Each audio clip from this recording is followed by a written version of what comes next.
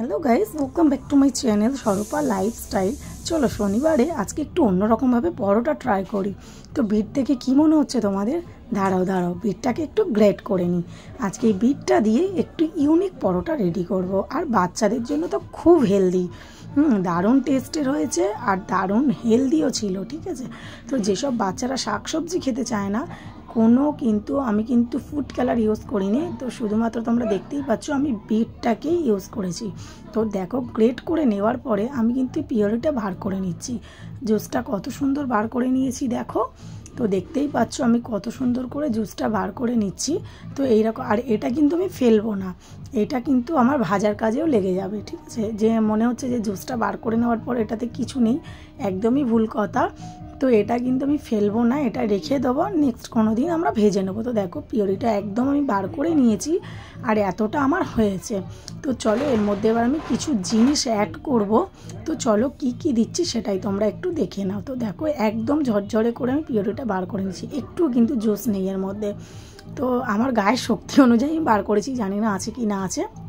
তো চলো এর মধ্যে কিছু জিনিস অ্যাড করি। এখানে ছিল ধনে, জিরে আর হচ্ছে শুকনো লঙ্কা, কিছুটা দিয়ে আমি শুকনো খোলায় ভেজে গুঁড়ো করে রেখেছিলাম। আর এখানে দেখো নুন চিনি যেমন আমরা দিই, তো তেমনভাবেই দিয়ে দিলাম ময়ানটার জন্য। আর দেবো ঘি।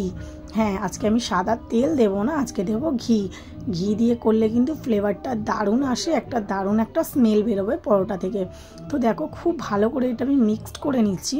মিক্সড করে নেওয়ার পরে এতে কিন্তু অল্প অল্প করে আমি ময়দা দিয়ে আমি একটা ডো বানিয়ে নেবো। যেমন আমরা পরোটা বানাই ঠিক তেমনভাবে কিন্তু আমি ময়দা দিয়ে কিন্তু একটা ডোটা বানিয়ে নেব। তো চলো তোমরা দেখতে থাকো। আর মেপে মেপে ময়দাটা দিয়েছি, যদি তোমাদের জল লাগবে মনে হবে।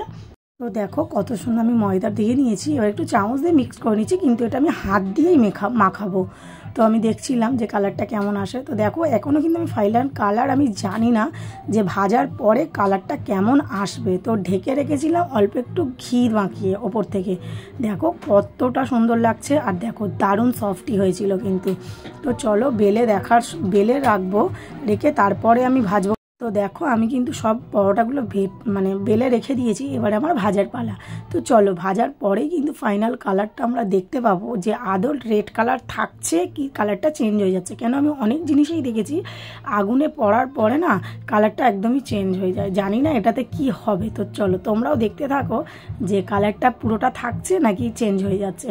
তো কেমন হলো আমার পরোটাটা অবশ্যই কিন্তু কমেন্ট করে তোমরা জানিও।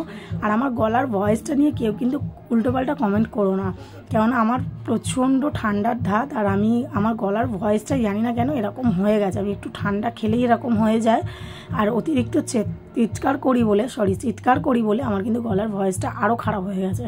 তো যার যেমন তার তেমনটাই ভালো তার কাছে, কিন্তু কেউ কিন্তু কোনো খারাপ ভয়েস খারাপ কথা বলো না। তো চলো ভিডিওটা অবধি রাখছি, ভালো লাগে।